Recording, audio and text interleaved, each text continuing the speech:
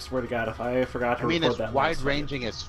Yeah, Fate never had a... It never had an adaptation. Did it ever have an adaptation? It did. Because I... Did it? Okay. Like... Was there an anime? For Kara no Kokai, yes. There's like 6 episodes? No. No in quotes. What is... Is it bad we're pretending it doesn't exist? Kind of bad, or... I don't know.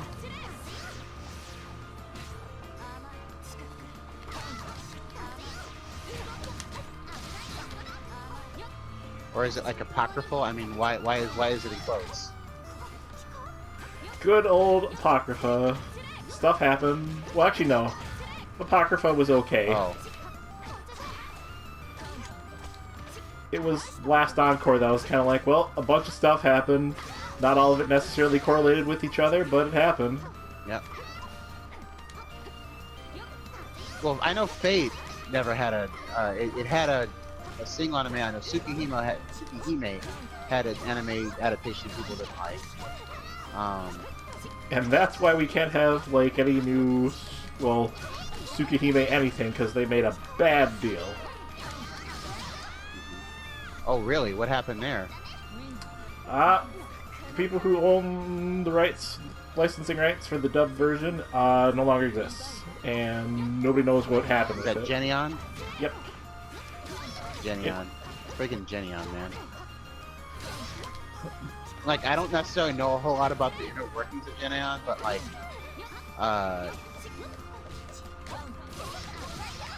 it actually, from what I understood, it was kind of roundly criticized. Like, I don't remember anybody that I knew actually.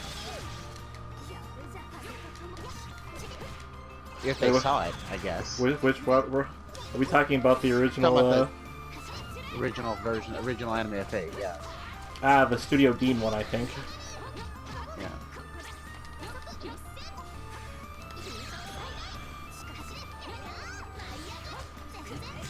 The only thing that I've seen in full at this point is Fate Unlimited Blade Works. I'm surprised you haven't watched Zero yet. I tried to watch Zero. I'm having a hard time with it. I need to probably just start from the beginning because I think I missed a whole bunch of minutes. It was, I think the pacing of it was something I wasn't expecting or ready for at the time, so it didn't really click for me.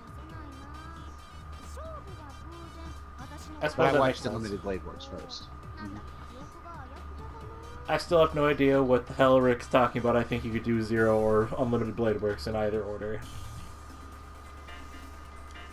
Who, what now?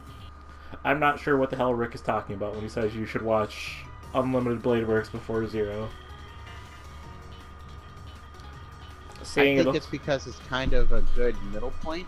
Let me put it this way: I watched that. I hadn't really been involved in Fate at all at that point. I didn't really have any problem following. I understood what was going on. I understood what was happening. I understood the basic story and the basic premise and all of that. So it's a decent place to start because it doesn't require you to have looked at or understood any of the rest of it to be able to watch it. His complaint was basically that it spoils, Unlimited Blade Works spoils stuff for Zero, but it works both ways, really. Yeah.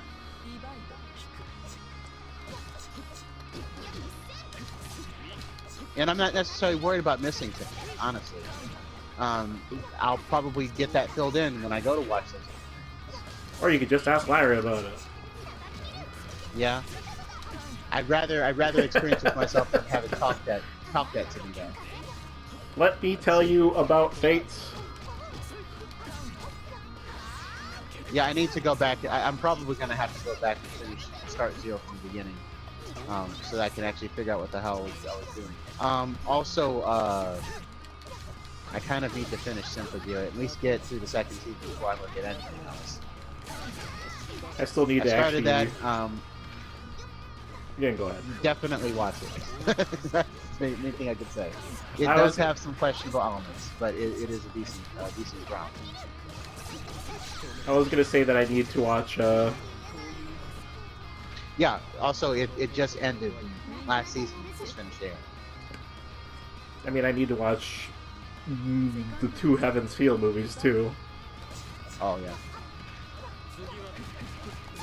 Which show? Symphogear got 65 episodes?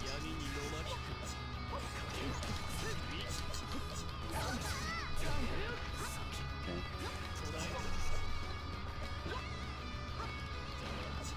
Well, I mean, it's a show that has... It combines idols, it combines mecha, it combines anime, it combines all kinds of fan service. Of course it hung on. Of course it hung on. Why wouldn't it? Like, even if I didn't like it, I would admit that all of these things are there and would be, you know, would contribute to the popularity of it and to the possibility of there being more of it. I suppose that's fair. Why do you think you'd need a male protagonist to self-insert as? Because if you really need a male, you don't need a male to be there when the gaze is already there for you.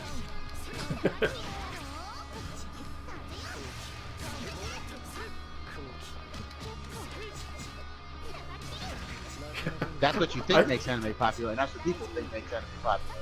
I think it isn't actually what makes anime popular. I assume Angie was being facetious. I know, but because we're doing a stream, I feel like I got to comment.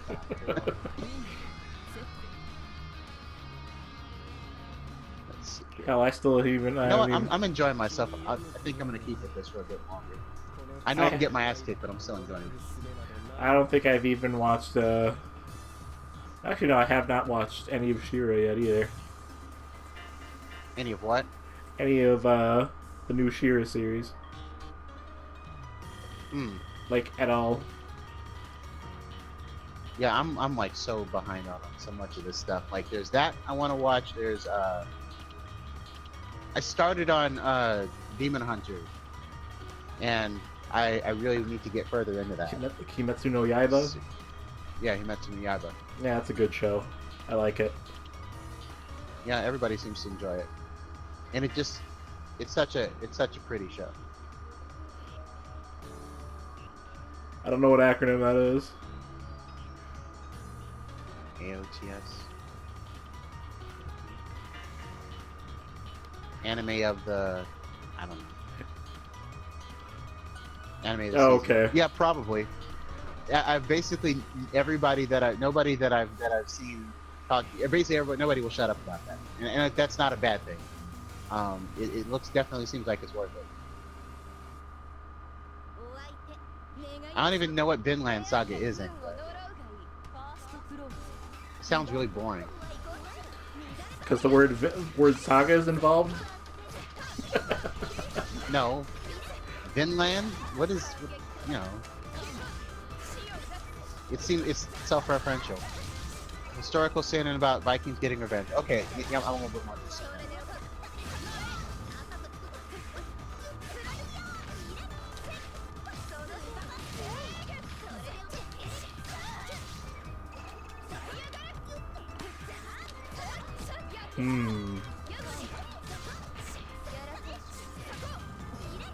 I would also be kind of lying if I wasn't, like, putting off a lot of this stuff, because I'm kind of a one show at a time kind of guy.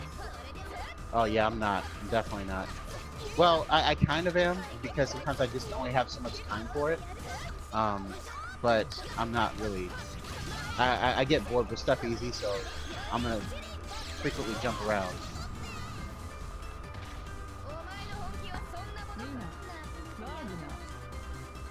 This is the best color scheme, by the way. I think I basically binged all of Season 6 of Agents of S.H.I.E.L.D. in the span of, like, a week. Yeah? Wait, let's see. Season 6 was the most recent one? The one with the Shrike. Yeah, okay. What did you think about that one? I thought it went too many places at once, even though they all came together at the end. It absolutely did. They were trying to get a lot of stuff in at once. I think it's because they thought that they were going to be done with that season, so they were trying to wrap some shit up real quick. They thought they were going to be canceled yet again. Yep. And then they got one more season.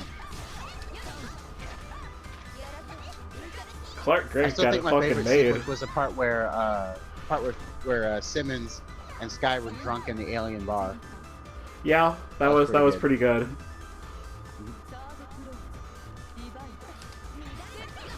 I think, like I said, I think Clark Gregg's got a pretty good, sweet deal going for him. Yep.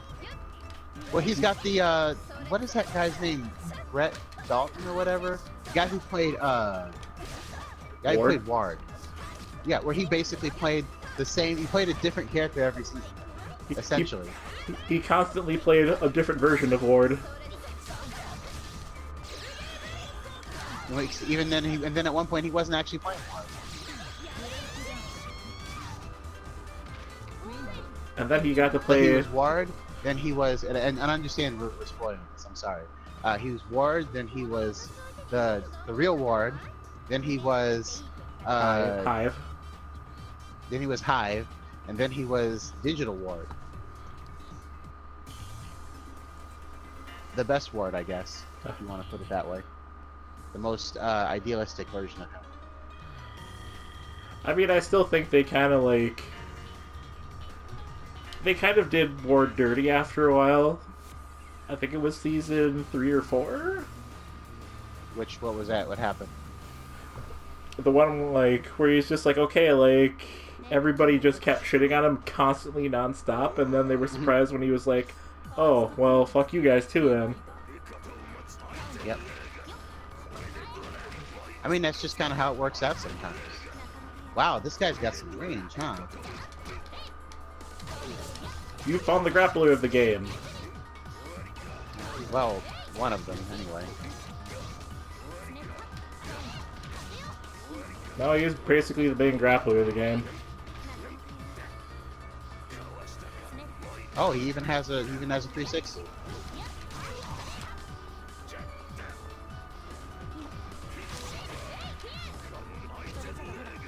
Good luck landing it, Striker.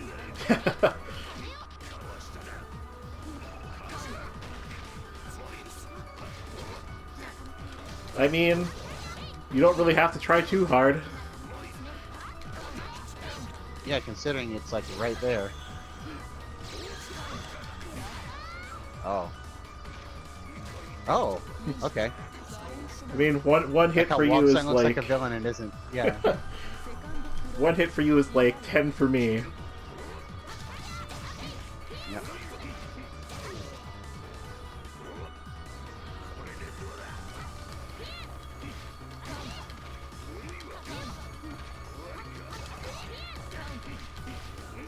I mean, sure, he does very much look like a villain. Yeah, he does. Big punchy cowboy.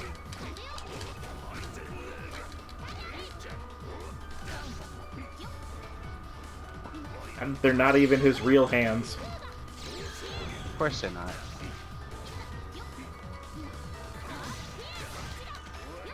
Huge fingers. Big manicure. Huge fingers.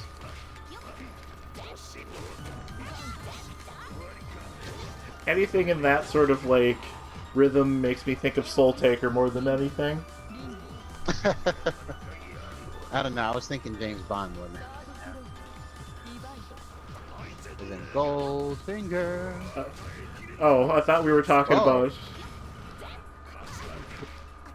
I thought you were, like, referencing James Bond Jr. Oh, no. That's a whole different song. I vaguely remember how... I really can't recall most of that. I know how it sounds, but I don't remember any of the words. Me neither. I still think my favorite 90s theme song, it's a toss-up between Conan the Adventurer and... Man of Bravery? No. Oh, yeah. Yeah. And then there was Arthur and the Knights of Justice. That opening gets you ready for a whole show that is not the show that's going to follow that opening sequence. Yeah, that's true. The best way to put it. It does not match up at all. Like it doesn't deliver. It's kind of disappointing. There's a lot of openings like that, but yeah. Thundercats, for instance. Or the Japanese X-Men opening. Oh yes, Men in Black was pretty good too. I can't turn that down. That one also had a pretty awesome.